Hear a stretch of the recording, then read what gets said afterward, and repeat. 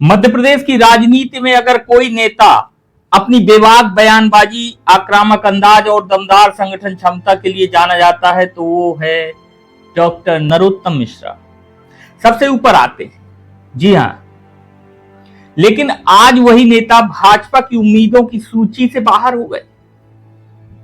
सवाल उठ रहा है, आखिर ऐसा क्या हुआ कि 6 बार विधायक, पूर्व गृह मंत्री और पार्टी के बड़े चेहरे का टिकट काट दिया गया? और आखिर कौन है आशुतोष तिवारी, जिन पर भाजपा ने इतना बड़ा भरोसा जताया है? आइए समझते हैं इस पूरी कहानी को। नमस्कार, मैं हूं विनय निगम। दतिया यह सिर्फ एक विधानसभा सीट नहीं है, बल्कि भाजपा की राजनीति का एक महत्वपूर्ण केंद्र रही है। वर्षों तक इस सीट की पहचान डॉक्टर नरोत्तम मिश्रा के नाम से जुड़ी रही है। उन्होंने संगठन से लेकर सरकार तक अपनी मजबूत पकड़ बनाई और प्रदेश में सबसे प्रभावशाली नेताओं में गिने जाने लगे। गृह मंत्री रहते हुए कानून व्यवस्था, विधानसभा में विपक्ष को जवाब देने की शैली और मीडिया के सामने उनके आत्मविश्वास ने उन्हें राष्ट्रीय स्तर की पहचान दिलाई। भाजपा के संकट मोचक नेताओं में भी उनका नाम गिना जाने लगा। लेकिन राजनीति में एक चुनाव कई वर्षों की मेहनत पर पानी फेर सकता है, भारी पड़ सकता है। यही हुआ। साल 2023 के विधानसभा चुनाव में दतिया के नरोत्तम मिश्रा को हार का सामना करना पड़ा। यह हार सिर्फ एक सीट की हार नहीं थी, बल्कि प्रदेश की राजनीति में एक बड़ा संदेश भी था। इसके बाद लगातार यह चर्चा होती रही कि क्या भाजपा भविष्य में इस चेहरे पर दांव लगाएगी या बदलाव करेगी। जब अब उपचुनाव की घोषणा हुई तो भाजपा ने एक बड़ा फैसला लेते हुए आशुतोष तिवारी को उम्मीदवार बना दिया। यहीं से एक सबसे बड़ा सवाल शुरू हो गया कि क्या यह सिर्फ उम्मीदवार बदलने का फैसला है या भाजपा दतिया की राजनीति में एक नई शुरुआत करना चाहती है। हालांकि भाजपा ने टिकट बदलने का कोई आधिकारिक कारण नहीं बताया है, लेकिन राजनीतिक गलियारों में कई तरह की चर्चाएं चल रही हैं। पहली चर्चा यह चल रही है कि 2023 की हार के बाद पार्टी जीत की संभावना बढ़ाने के लिए एक नया चेहरा लाना चाहती है। दूसरी है कि भाजपा अब स्थानीय संगठन से जुड़े अपेक्षाकृत युवा नेतृत्व को आगे बढ़ाने की रणनीति पर काम कर रही है।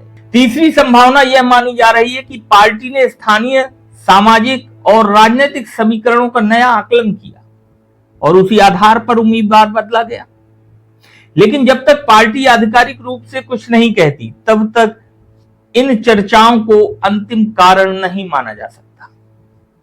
अब बात उस चेहरे की भी जिसने पूरे प्रदेश का ध्यान अपनी ओर खींच लिया है, आशुतोष तिवारी।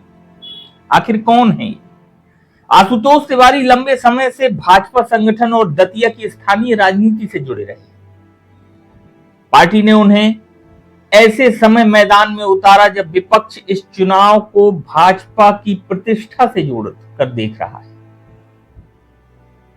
उनके सामने चुनौती सिर्फ चुनाव जीतने की नहीं है, बल्कि यह साबित करने की भी है कि भाजपा का उम्मीदवार बदलने का फैसला पार्टी का सही था या नहीं।